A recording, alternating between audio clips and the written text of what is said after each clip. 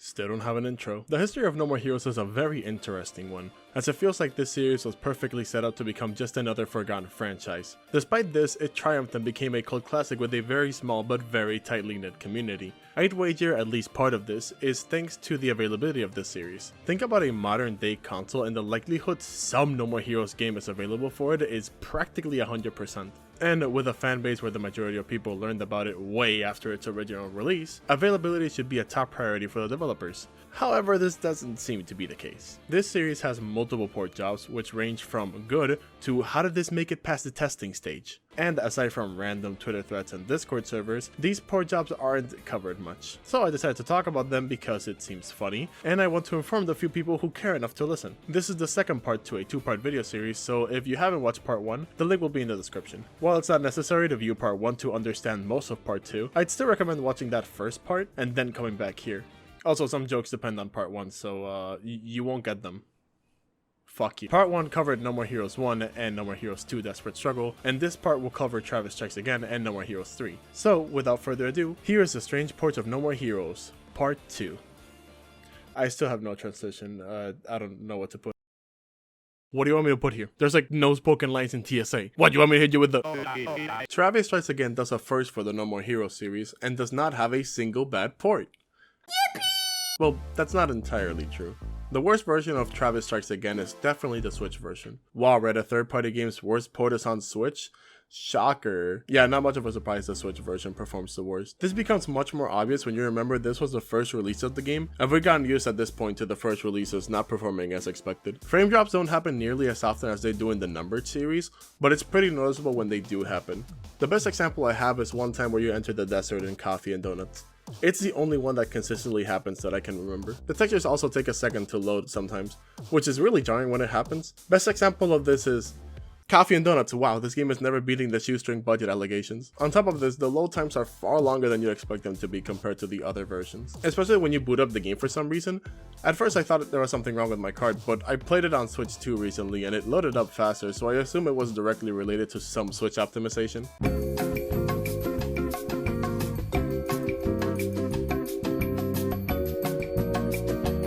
I'll talk about how TSA and 3 run on Switch 2 later, but it's not significantly different. And for the record, the first two games run better on Switch 2 than they did on the Switch, but they're locked to 60 frames, so they're not getting any better than that. Anyway, back to TSA. The game crashed on me a few times for seemingly no reason, but I could chalk it up to the game card being faulty, but that's about it for the issues. There isn't much else wrong with this game other than maybe the fact that it had Switch exclusive content, and that's not even a problem with the Switch version, that's more of a general licensing issue. I just realized I never mentioned the release date. Okay, the Switch version came out on January 18, 2019, and the next two versions released on October 17, 2019. Hell yeah. Speaking of those versions, I'm going to be talking about the PC version first since that's the first version I played. Most of the issues I have with the Switch port are fixed here. Many of the load times are significantly truncated. I'm not even kidding when I say I was playing the Switch port on the family TV and one of the loading screens went on for so long, my mom thought the TV had a problem. Frame drops are also non-existent, and this footage was recorded while I had a comically large amount of Opera GX tabs open, so this game's optimization is kinda nuts. You can also remap the controls in this version, which apparently is a rarity nowadays. This joke made a lot more sense when they hadn't patched the PC port. Those fuckers! Even when they fix something, they screw something else up! On that note, this game also supports keyboard and mouse, which is a huge plus for a game like this. I don't play games, other than Fortnite, with keyboard and mouse, so I don't know how good these keyboard settings are, but that's what remapping is for regardless. Unfortunately, this is one of those games that locks your mouse to the game's window, which is weird because you can't even see the mouse in the menus. You have to move through them with the WASD key still. So you have to press the Windows key or Ctrl-Alt-Delete to be able to do anything outside the game while you're playing, like changing a song on Spotify or a video on YouTube, or take notes on your No More Heroes port video that's probably taking way too long to come out. But since the game has keyboard support that changes on the fly according to what you use, I can understand why it locks you to your window. Oh yeah, you can window this game now, which you couldn't do for the first two games. You can change the resolution too, anti-aliasing, unlimited frame rate. You can have significantly more customization options. I know I shouldn't celebrate these, but after whatever the fuck happened with the first two games' PC ports, I'm willing to take just about any small victory. It's really funny too because this port came out before the PC ports of the first two games, so they literally had zero excuse. This port also comes with all the DLC pre-packaged in, so that's pretty cool. Not necessarily good, but cool, and I'll explain why in a bit. But yeah, that's the PC version. The only version left is the PS4 version that more or less is just a boosted Switch version, with a higher resolution and better frame rate. It's just good. If you want to play these games, pretty much every version is good, but I recommend either the PS4 or PC version. That's about it for the quality of these ports, but seeing as I spent a lot of time just talking about the first two games, and that was before I started writing about Heroes Paradise and Red Zone, I don't think you guys will be satisfied with only one page of TSA. So let's talk about something I did not bring up for the first two games, and won't bring up for the third game. Let's talk about the game's price. On release, the physical Switch release with the Season Pass was $39.99, with the digital version being $29.99, and DLC being sold separately for $3.99 and $5.99 respectively. You also had the option to purchase the game and DLC in a bundle that was $39.97. Wow, you don't even save a single cent from this bundle. So far so good, right? You save a grand total of 2 cents if you get it digitally, so all good. Then the port's released, less than a year later mind you, with all the DLC digitally for $39.99. I am basically making a big fuss about an extra 2 cents being added, but in my defense, when a complete version of a game gets released, they usually reduce the price so it's not the price of the game plus the DLC, much less raise the price without adding anything. In fact, they took away content, but that's besides the point. But whatever, $40 is a fair price for this game, plus I'm sure it goes for pennies on Steam sales.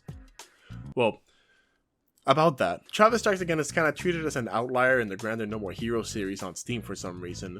When you look for the entire franchise on Steam, it doesn't show you TSA, and more importantly, for the past 3 years, it barely goes on sale with the rest of the series, or at all frankly. It's only gone on sale twice since March 2023, and that's insane considering the other 3 games go on sale all the damn time. With this, you'd assume the situation is significantly worse on the PS Store, right? And no it's not. On the PS Store, it received not 1, but 2 permanent price cuts. Right now, the game is priced at $19.99. Keep in mind, that's including the DLC. This type of price reduction has only happened one other time in the series, with No More Heroes 3 getting a price cut of $10, making it $40. But that was a universal cut of the price, even the Switch version dropped to $50. This permanent half price was just introduced exclusively for the PS4 version. I don't know why they did this for the PS4 and not the PC or Switch versions. An interesting thing to note is that the publisher list for TSA is different from the rest of the series. This may explain why TSA is not a part of the No More Heroes series on Steam and doesn't go on sale with them. It's so needlessly confusing, but I guess if you have a PS4 and want to try out this game, get that version. It's literally the cheapest version and has all the DLC with enhanced performance, so happy gaming. Now, this was where the TSA section originally ended, but the recent release of the Switch 2 gave us an interesting situation. The Switch 2 was promised to be backwards compatible with the Switch's library. Seeing as the Switch 2 was for the most part just a beefier Switch, that makes sense. However, when the console was officially unveiled, a handful of Switch titles were noted to have issues with their functionality on Switch 2. And wouldn't you know it, Travis Strikes Again was identified as one of those titles. The only game of the entire series to do so. As if it couldn't be any more of an outlier. It since has been fixed, but there was a brief period of time where you could load into the game while the issue wasn't fixed. I unfortunately couldn't get the Switch 2 in time for that, which I only noticed after I bought the damn thing. That reminds me, that comprehensive list of stuff I had to buy for the first video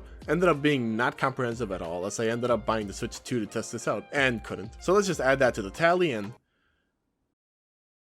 Is my bank account good? Haha, no it's not, you dumbass little broke bitch. Despite me not being able to capture it, someone on Twitter with the username Dr. Strain was able to get some footage. The game seemed to boot up fine, but Travis immediately and permanently started T-posing. This is extremely funny and a shame I couldn't capture it on my own Switch too. Anyway, after the update, I'd say the performance is on par with the other 2 versions. Trust me guys, I entered coffee and donuts and the Switch 2 didn't blow up. That shit was just stupid. After having a game with only 3 versions, all being good, let's go to that. No More Heroes 3 was released on Nintendo Switch on August 27th, 2021. Along with No More Heroes 2, it's pretty controversial for various reasons, but overall, I like it a lot. It's probably my favorite out of the whole series, but we're not here to talk about that. Let's talk about the original Switch release. This game brilliantly brings back the tradition the Number series had of having the game only barely functional on the system it was designed for. I thought for the most part the game ran fine, but I recently looked up some resources and found out some frankly embarrassing details about this release. While docked, No More Heroes 3 tries to run at 720p, with combat sequences at 60 frames and everything else like the overworld and the cutscenes at 30. Once again, the keyword here is tries. The undocked version also tries for the same metrics, but it tries to go for a 480p resolution, and I think that's all I need to say about the undocked version. So back to docked. None of the numbers I just gave you are consistent. In combat, the frame rate is mostly stable but can drop to 50 or even 40 frames. But in the overworld, it's capped to 30, but I almost feel like the cap wasn't necessary because it almost never reaches that. It feels like boosting in your bike is a shortcut cut to opening Microsoft PowerPoint. The cutscenes thankfully don't suffer this too often, but when they do, it's so painful to watch. My personal highlights are the scene where Fu kills the president, as well as the ending of Destroy Man True Face, where the underground bunker blows up. I don't even have a joke for this, just look at this, man. The textures you look at for most of the game, like characters and enemies, look fine for the most part, but the textures for most of the overworld are embarrassing. Not to mention the obscene amount of pop-ins these textures have, which show up as soon as the first damn cutscene. This is not even talking about how some destructible terrain can freeze your game momentarily, or the many bugs the game came out of the box with. Please keep in mind while I'm saying all of this that I love this game and it is my favorite in the series. This was the version I played and it's still one of my preferred ways to play it. I got new Joy-Cons just to try the game out with motion controls, and it's probably the best way to play the game in terms of control, for the most part. The inputs are insanely sensitive. It feels like damn near any direction can trigger a killer slash, even if you're not even swinging in the right direction. After noticing them, these issues are both not comprehensive and hard to ignore. So all we could do was hope for either a patch to fix the performance issues, or for ports to more powerful consoles that could run the ambitious game Suda was trying to create. And it seems like Marvel has wiretapped my phone, because in less than a year later, on April 25th, 2022, Xseed announced that they will be porting No More Heroes 3 to fucking everything. No More Heroes 3 would arrive to Xbox One, both Xbox Series consoles, PS4, PS5, and PC on October 11th, 2022, with a standard release and in this sweet day one release, which includes all of this. I actually have the Xbox version sealed, well, as sealed as I can have it. This was sitting for, no joke, the better part of 2 years in a local store, and I decided to pick it up. The fuckers charged me $60. Like, what the hell, kill yourself. Anyway, this release was extremely bizarre before it even dropped, because the PS4 and PS5 only had TSA available to them at this point. And they still don't have any other No More Heroes game, by the way. I don't know why the fuck I wrote that in the script. And the Xbox consoles didn't even have a No More Heroes game to call their own, except for the 360 version of Heroes Paradise that isn't even backwards compatible with either the series consoles or the One, and was exclusive to Japan, because, you know, Japan just loves the Xbox. It's important to note that this is also the case with PS4 and 5, including the backwards compatibility issue. It wasn't even on PS Now, and Sonic 06 made it on there. This is strange because with both the PC and Switch, Grasshopper made sure the original 2 games were available on those systems before releasing their respective versions of No More Heroes 3. Why in the world would I play a third numbered entry of a series that hasn't even appeared once on the console it's released for, except for one version the fans collectively called the worst version of the original game? Especially after Xseed and Marvelous had already set the precedent that if a console gets the third game, it gets every game along with it. Putting aside the issues the game had before release, this port job was handled by 2 companies. The port made for PS4 was handled by B-Tribe Digital Studios, while the PS5 and every Xbox version were handled by Muteki Games Collective. Yeah, it's a common misconception that the Xbox One version was also handled by B-Tribe, but it was actually Muteki. It's an understandable misconception because if the PC ports of the first 2 games are mimics, then the Xbox One version of No More Heroes 3 is just straight up an apparition. There is little to no gameplay of this version online. When I was first writing this, I had to dig a lot to find any footage of it, but it was worth it just to clear that out. As for the developing companies, at first I didn't recognize the name B-Tribe, but after looking them up, they seem to have a pretty impressive resume. They worked on Pokemon Wait, Bad Start. They worked on Fire Emblem Engage, GOAT of all time Bayonetta 2, and even worked on Hi-Fi Rush. From the text in each one of these entries on their websites, I can infer that they're a company that focuses more on visual aid, such as cutscenes and character animation, as well as porting and polish. Interestingly enough, they mentioned the Switch version of No More Heroes 3 on their website. After a bit of research, and by a bit of research I mean reading the game's credits, turns out B-Tribe did help out during the development of the original version of the game, and that's most likely why they stuck around to port it to other systems, along with the fact that they already had experience porting games. On an entirely unrelated note, I like this honeycomb design they got going for their website. It's super cute. I had a similar confusion about Muteki Games Collective, with the only difference being that confusion stayed. According to their website, they've been working since 2006 and mainly focused on port jobs, which, I mean, that's what the video's about. The only list I could find includes this Dragon Fantasy game, which is fucking everywhere whenever you look this company's name up. Just look at this game facts list. It's all Dragon Fantasy. They also worked on the PC port of Rune Factory 4 Special. This last game is important because it was developed by Xseed and Marvelous, so they probably already had at least some relationship with them before porting No More Heroes 3. But I don't know, this one doesn't inspire too much confidence. As for the actual ports, I first want to talk about something that the Switch version also has, but only received after the game went multiplat. This game got a Japanese dub with the VA of Travis reprising his role. Oh no! Actually, this dub is pretty good. The performance from Kazuya Nakai as Travis specifically is significantly better than his performance in Heroes Paradise. He now embodies the juxtaposition of Travis a lot better in this dub. I'm tired of all this ranking bullshit. All I gotta do is take Prince Dumbass's head off and it's over. Bring it on! I'll give you a little kiss. ボンクラ王子の首を取って終わりだ。かかってこい。相手してやる。 Some characters like Fu fall into similar pitfalls of the original Japanese dub, which was that they sound way too much like generic anime characters, but Yuki Kaji has such a good performance in general that I just kinda accepted it for what it is. It also fits Fu's character significantly better than any of the characters from the first game. My daddy scolded me once. I was punished and was sent to rot in space prison. パパに怒られたぞ。制裁食らって宇宙刑務所で無所暮らしだった。 But then you have characters like Gojo that just sound like their English VA started talking in Japanese. It was dug out of a nebula behind the Milky Way. It's Galactica Rolling Thunder Rainbow!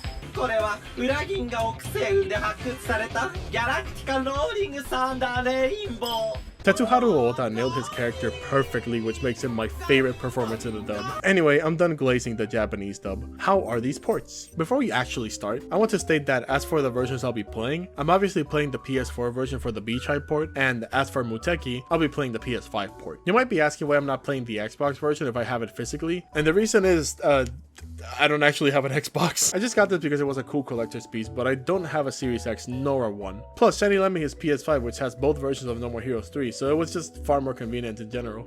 Thanks, dude. The reason I point this out is because I won't be playing literally every version of No More Heroes 3 like I tried to do for the first 2 games and even TSA, because there are just too many of them. Regardless, the Xbox version should be the same as the Muteki version anyway, for the most part. Okay, now actually getting into it. How is No More Heroes 3 on PS4? It's pretty good. I'm not even kidding, it might just be the best version of the third game. So what's so good about this port? It's literally just a Switch version.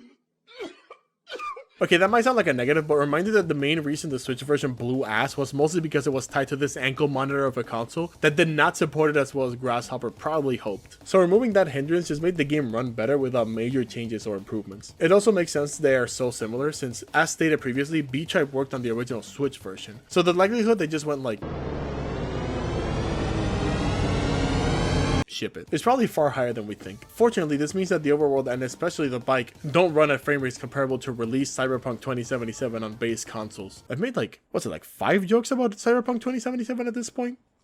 I gotta hop off it, man. Speaking of base consoles, it should be restated that I ran this game on a PS5, and that probably aided in its performance. I theorize it's not much though because of the PS5 version we'll talk about in a bit. For now, unfortunately, we have to talk about the negatives as well. This, in essence, being the Switch port also means that the disgusting textures from the Switch port come back in all their mediocre glory, along with the pop-in somehow. On the bright side, they load faster now, which that's cool. That was really the only negative I had. Overall, the PS4 version is probably the second best way to play the game as of right now. Small addendum to this section. I also played the game for a bit on Switch 2 and it ran as well as it did on PS4, so if you have a Switch 2, your version is just as good, I suppose. Unfortunately, the frame rate is still locked at 30 for the cutscenes, so that sucks. And also for the overworld too, why did I not put that in the script? But since they run better in general, at least it's a consistent 30. Anyway, if these 2 ports are the second best version, what is the best? Well, I can tell you which one isn't. The PS5 version of No More Heroes 3, and almost every Xbox version for that matter, has some very interesting creative decisions. The most important one being this absolutely fuck-ass motion blur.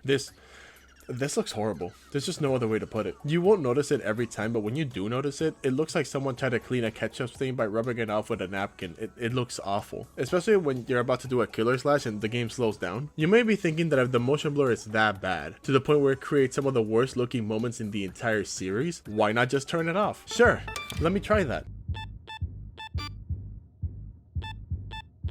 Yeah, Muteki did not give us that luxury. You're going to look at the motion blur whether you like it or not. I don't know why they didn't give us the option when damn near every game that has released in the modern era has the option to turn it off, but whatever. We started off too negative. Let's try a positive. On PS5, this game uses adaptive triggers for the bikes and Glastonbury segments. You can kind of tell they were tacked on, especially for the bike controls, but it's overall really cool that they added this to a game that wasn't originally envisioned with it. Unfortunately, this is only in the PS5 version. The Xbox versions don't have this feature, so Muteki isn't getting all the brownie points here. A positive that is for both versions though is that they took off the locks they had for the frame rate of the cutscenes, so now they run at 60 for the most part, which is pretty cool. A weird change, not really good or bad, is that the button prompts are different across the PS4 and PS5 versions. And I don't mean the buttons themselves, since obviously those are going to be different. What I mean is the style of button prompt. I don't know why they did this. It's not like the B-Tribe ports had unreadable button prompts or anything, but every Muteki version has a specific type of prompt, which is strange. Also, the special transitions in the game, more specifically the pedal transition and the original No More Heroes transition seem to be broken. The pedal one sometimes doesn't cover the screen fully, so you can see the game load behind it, and if you have eyes, you can tell what's wrong with the original No More Heroes one. I'm going to be generous and assume that the better textures of this game have somehow fucked up with the No More Heroes transition, but how do you fuck up the pedal transition without actively going out of your way to do so? Well, there's one theory. See, there's substantial evidence to suggest this port is based on an earlier version of the game, more specifically an unpatched Switch version. Not only does it lack some of the audio and performance improvements from the later Switch versions, but a very interesting oversight from the original release of the game was left in these ports. For this, I need to provide a bit of context. Back when the Switch version was initially released, Midori Midorikawa didn't have a theme to call her own. Her boss fight just used one of the overworld battle themes.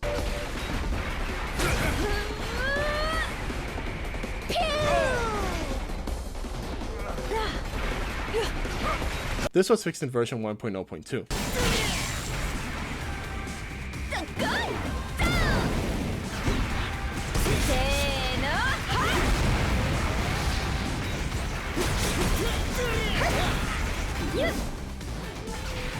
The reason I'm bringing that up is because this initial mistake was carried on to the Muteki version. Midori is back to having no theme.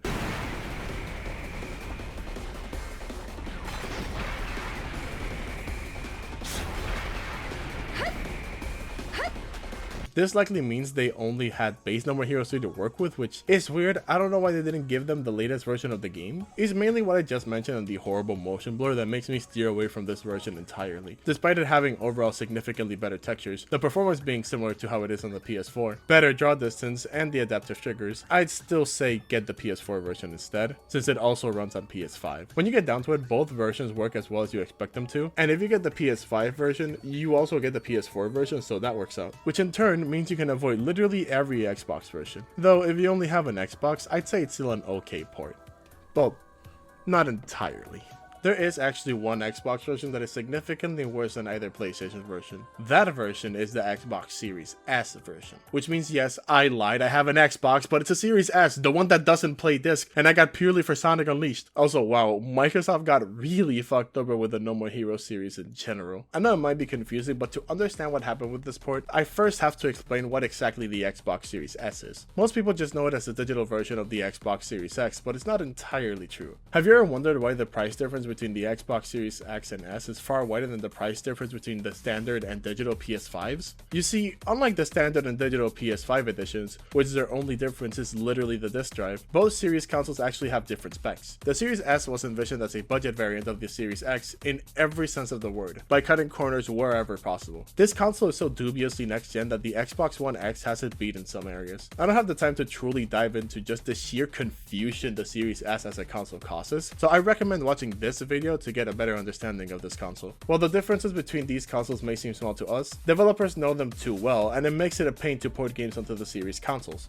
Well, can't they just focus on the Series X version of the games? Well, not only would they be missing out the, at the time, larger player base, but Microsoft just won't let them. Microsoft forces developers to have the same features on both series consoles. This has caused some developers to either entirely ignore Xbox or compromise the series versions in some way. This brings us back to No More Heroes 3. While some developers tried to make the best version they could for the Series S, there's overwhelming evidence to suggest that Marvelous and Muteki didn't even try. The Series S version is almost impressively bad with how little it considers the console it's on. From what we're able to gather, it looks like they took the Series X version and that's it, that's all they did. Didn't I make this joke already? This is where those differences come into play, mainly the resolution difference. The Series S tries to go for 1440p in most cases, with the Series X trying to go for 4K. I don't know about you, but there's quite a big gap between those settings, but not to Muteki, as it tries to run the game at 4K in a console that physically can't. This makes the game run like a paraplegic sloth, with the game on fight scenarios in this action game dropping to 30 frames from 60, mind you. On release, it even dropped to 15. Not to mention, the game would just freeze randomly, making the experience very jarring and annoying. Not to mention, this is still the Muteki version, so it has all the bugs that that version had, and the fuck-ass motion blur is back! Overall, it's the already bad PS5 version if it had more performance issues somehow, because it was not properly optimized for the Series S. Granted, the game runs slightly better now, but it's still advised against getting this version specifically. Hey guys, Editing Hedgie here. So you might have noticed when I mentioned things that suck with the Muteki versions, the footage only sometimes lines up with what I'm saying. And the reason is, I have no clue how I forgot this,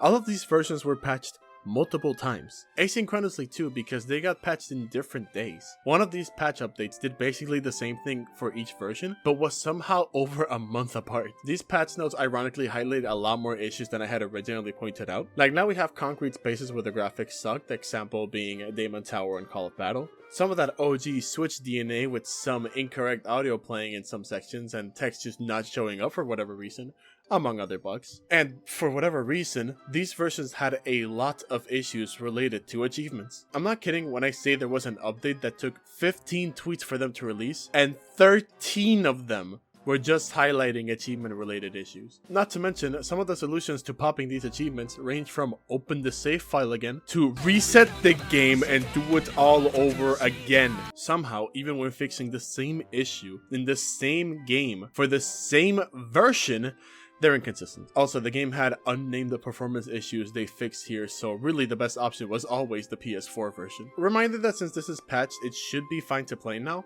but I'd still say get the PS4 version cause that blur truly does suck ass. Back to the video. Now that we're done with the Series S port, we are not done. If you have a keen ear, you might have noticed that I haven't mentioned the PC ports yet, and the reason is very simple.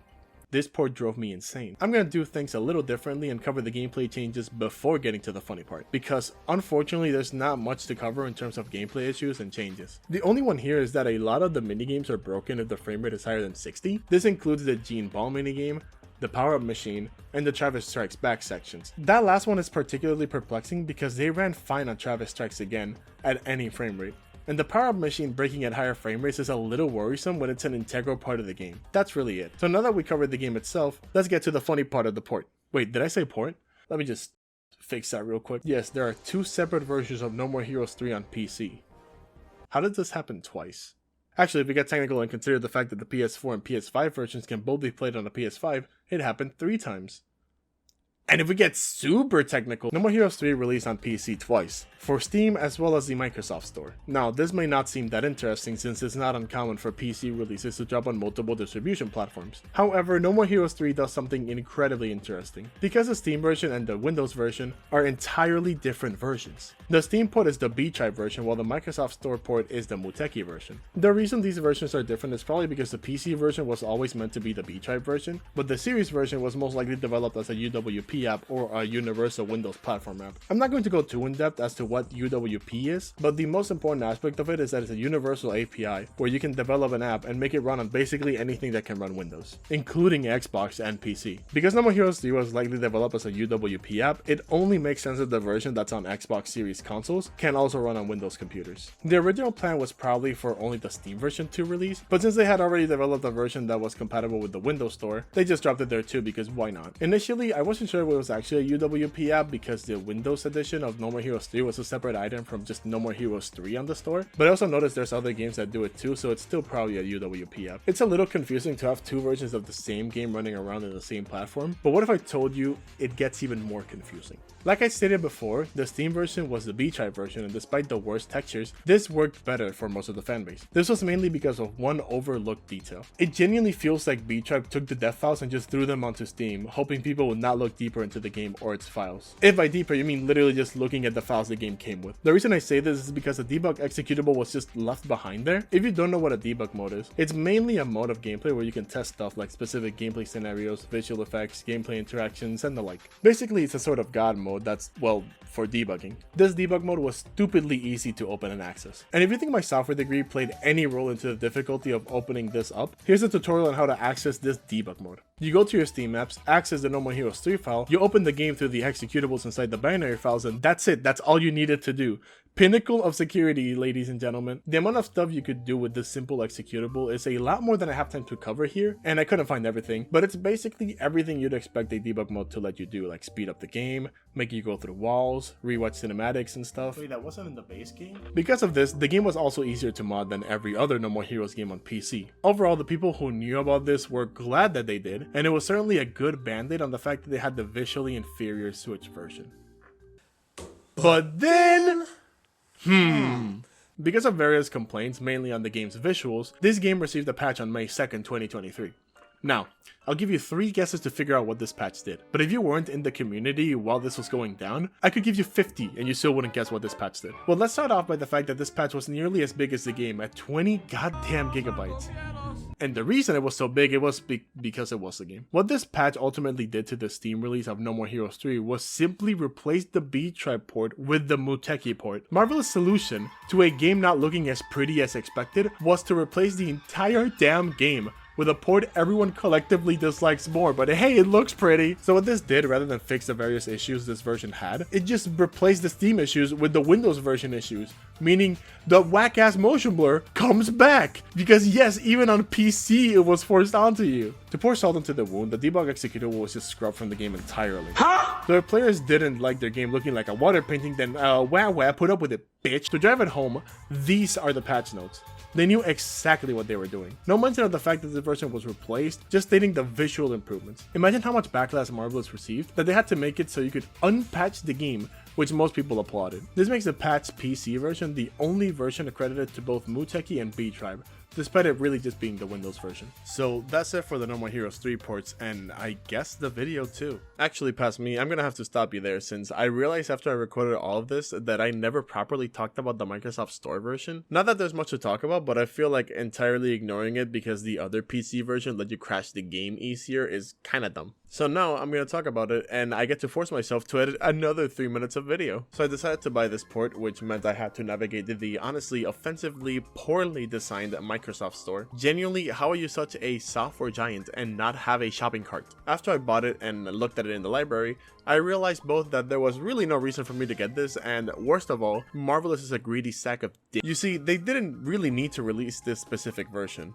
If the theory is true that this is a UWP app, they could have literally just made both versions accessible from the same purchase. How do I know this? Because I purchased Dragon Ball Xenoverse 2 a while back in my Xbox, and I can also play that version on PC. They had zero reason to make this a separate purchasable item in the store, but they decided to do that just so they can squeeze out those extra 5 purchases from dumbasses like me. And they really wanted returns on this version, because remember how I said earlier that TSA on Steam barely goes on sale anymore? Well, if you thought that was bad, how about a version of the game that has not gone on sale a single time? Had to go to some shady website to find out this information, since every other website tracks either Xbox or Steam prices. But yeah, this version didn't even get the early purchase sale every other version of the game had. I know I said earlier that I wasn't going to talk about prices anymore, but first of all, that was way before I wrote this section, and second of all, it's my video, so fuck you. This version, along with the Xbox versions, also made it to Game Pass, curiously enough. I wanted to buy it through there, since it would have been significantly cheaper, but I ended up finding out it already left Game Pass. How did I miss out on 3 subscription-based No More Heroes ports? Not that I missed out on much, as it was literally the same version I played on Xbox. I'm talking a lot about the distribution because the port itself is just the Muteki version. There's only really 2 interesting things to talk about here. Firstly, the FPS glitch I mentioned in the Steam version is fixed here, but that's also fixed with the Steam version's update. The only other thing I found was this configuration menu that I had not seen up to this point. It's also a little useless since you can just change all these settings in the game anyways. This made me wonder if the Steam version also had a similar configuration menu. So after looking a bit at the game's files, I saw the separate launcher, and when I opened it, oh marvelous, never change. Actually, please change. You guys have dropped the ball so much to the point where I think you guys are dribbling it, but that implies the ball goes up at any point. You guys have a batting average of 7 to 18. That's 38%, Marvelous. That's an F. Please, I don't want to recommend this series to more people with an Excel sheet attached to which versions they should avoid. Please, Marvelous, I swear to God.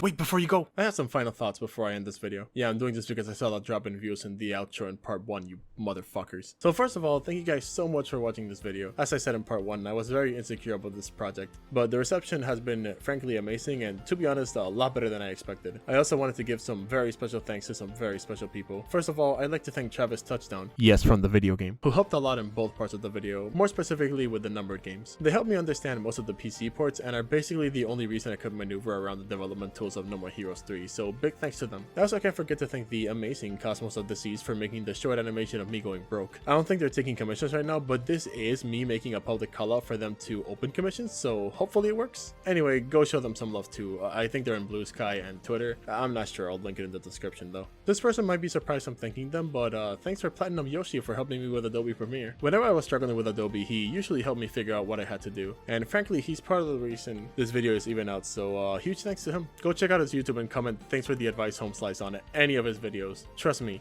it'll be funny. Finally, huge thanks to Renanera and Shiny Knight for making this video possible by getting me the Switch version of TSA in Rena's case, and lending me the PlayStation version of No More Heroes 3 and TSA for Shiny's case. The video would literally be incomplete without their help, and I know for Shiny specifically, it must have been awful to lend out his PS5 for as long as he did, so I appreciate the sacrifice. Once again, thanks for watching this video. I hope part 2 lived up to expectations. Still a little insecure about this part because I feel the first part was a bit more interesting, but I hope this part was at least entertaining. Not really sure when I'll release the supercut. At the very least, it'll be a month after this part comes out since I don't want to step on its toes too much. I made this part in the same project file I made the first part, so joining them is as hard as removing some outros and some intros. As for future content, I've been teasing a video I want to do for quite a bit. Not sure when that'll be out or even be done, but I'll try to finish it this year. It will definitely come out after the supercut. Anyway, again, hope you guys enjoyed, and now I'm actually gonna let y'all do your stuff, so see ya.